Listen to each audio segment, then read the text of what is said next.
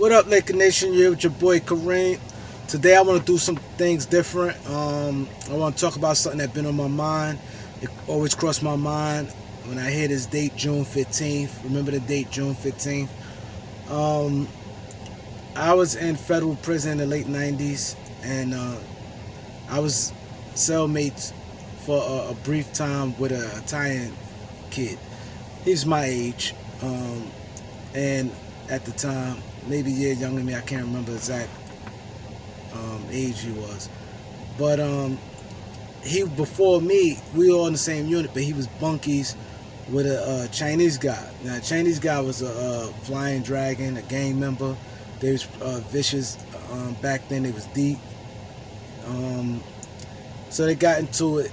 He went and got his Italian guys, like older guys, but most of these guys is older, 50s, 60s, 70s year old. These some real old men, and they wasn't as deep as a lot of other people, like the blacks, the Spanish, and the Asians. These like a bunch of mob guys, but they went and got black guys, and the beef got squashed. So when he got squashed, so he left the cell. So the reason why the Asian guy got into the problems, because I guess he was like being annoying to the Asian guy, like inside of prison. Little things could tick people off. He had the light on all night. He sleep all during the day, light on. I guess making noise. He had just a lot of little things that the Asian guy didn't like. They got into it, whatever. And I saw right away exactly what the Asian guy went through because when he came to sell me, like I said, all he did is sleep, and he had the light on all night, because reading books and doing what he doing. And I was like, oh man, I'm about to get out of here. You know what I mean? So me and him, we started one day. We started talking. He was like real agitated the few days prior to June 15th. So he's getting a lot of mail. He got letters, and his mom went to go see him, and he was getting a lot of letters, encouragement letters. So one day he broke down and talked to me and told me what's going on. And he's like, yo, I'm going through it. I don't know if I want to, I don't think I'm going to live long. Like, he basically like talking suicidal.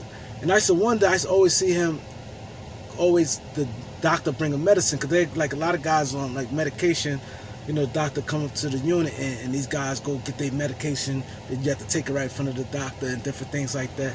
So I always wonder, like, what's wrong with this kid? He's like this, like bugged out. He's like, he wasn't hanging with like the Italian. He was like more like a loner, but they'd check on him. He'd be around them some, and he'd eat with them. They'd make sure he all right, but he wasn't really around these guys like that. But he was just like kind of wasn't all the way there. But he was living, I think he was like on pills and stuff when he was in the streets. But he was just a little strange, and he had a lot of pain. And so one day he broke down and he talking to me, and he was like, yo, he asked me, tell me don't tell nobody and different things like that, whatever. And he felt he could trust talking to me. So man, I'm talking, his father got killed. His father was in the Mafia, but his father wasn't a made man yet.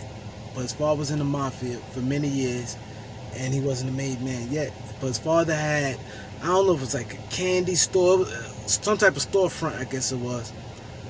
But him and his brother, he was like, I think 15, 16 at the time. And this was in 88. I know it clear because he had a tattoo on his arm, 6/15/88. That's the day his father got killed, June 15th, 1988.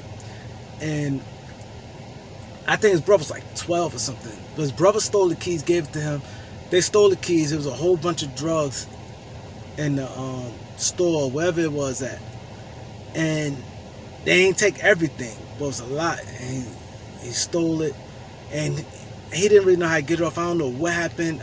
I forgot what he said, because he was like, so I couldn't remember the whole exact story, but I remember 90% of it. And I know he sold the drugs and only got like $1,000 for it. His father got killed a few days after he stole it. His father denied stealing money from the mob. Like, I didn't steal it. I guess that was the stash house for the mob, whatever it was. He said, I didn't steal it, whatever the case may be. But his father, this is why I said some things be coincidence. His father just had got a car, but his father ain't drive it yet. I think because of insurance or license plate, it was something. But he had it in his garage and had a cover over it. So while they going back and forth, him, I guess the mob guys, he said he ain't steal it. They rode past his house one day, saw a cover over it. I guess they opened it and seen that it was a new car. So they felt that his father lying. He got a new car. They missing over $100,000. So they like, his father got to go. They felt that he stole it. He got a brand new car. That's the evidence, whatever the case may be. They killed his father a few days after the whole incident. So after his father get killed, now he finds out, like, I think days later, why his father got killed. I guess, I think he overheard the uncle or somebody say something about, overheard him talking about it, and he knew that that was his fault why his father got killed, that he stole the money. And he hearing over $100,000 worth of drugs, he only got like $1,000, not knowing he ain't into this type of stuff. He don't know the value of the drugs. So now he living with this guilt that he was the cause of his father getting killed. So a few years later, him and his uncle talked one day. They were just talking, and his uncle was saying how he missed his brother, and different things like that. And the uncle was like, your father was a straight up man, honorable man, and he was looking forward to getting made. He was about to get made, I think, soon. I can't remember when he was supposed to get made, but he's supposed to get made soon. And his father was looking forward to that day. He said all he talked about being made. That's all he talked about. And the son said to me that the father always taught them honor, about stealing, being honest, being respectful, being a respectable man, being a gentleman. So that killed him in itself, that he stole from his own dad, and his dad ended up having to pay for his his life behind that. Now, but the guilt is eating this kid up. Now, mind you, this may be 10 years later, 9-10 years later, and the guilt killing him every time.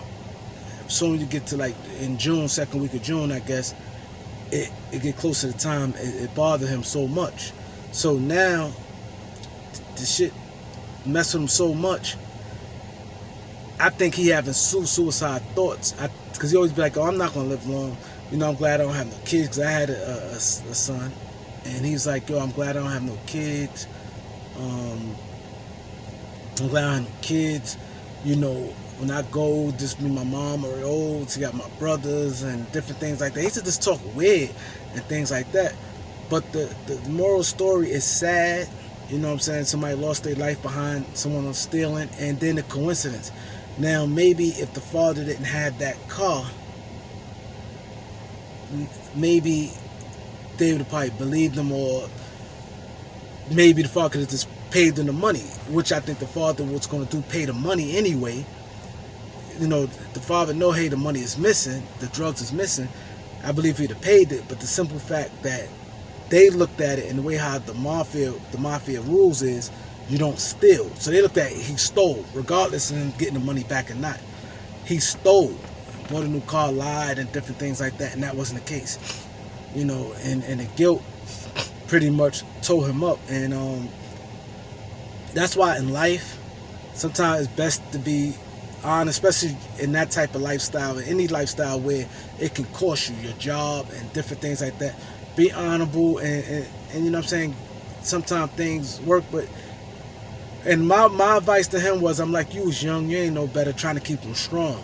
Like, you didn't know better, it's but it's kind of hard because he's not stupid, and he direct cause of his father dying.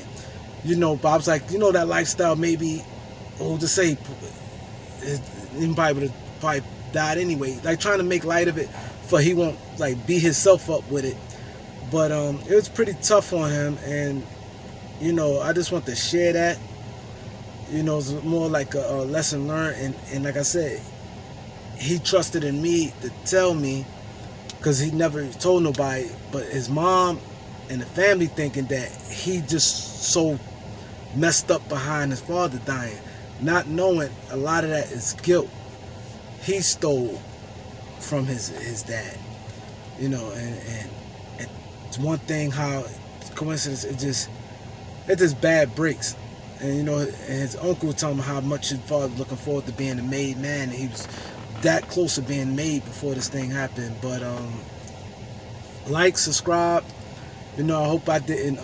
I know I jumped off course. This sports, but I just want to share that with you guys because maybe, you know, it can help somebody. You guys could be going through something and wanting to commit a crime or anything like that, or do steal, or where something can affect other family members. That's just the moral story where, you know, something you do, your actions can affect others. You know, so, you know, think about what you do. I know times is hard. You know, people young make mistakes. But I hope you guys enjoyed that story, and I'll be back later to talk some more basketball.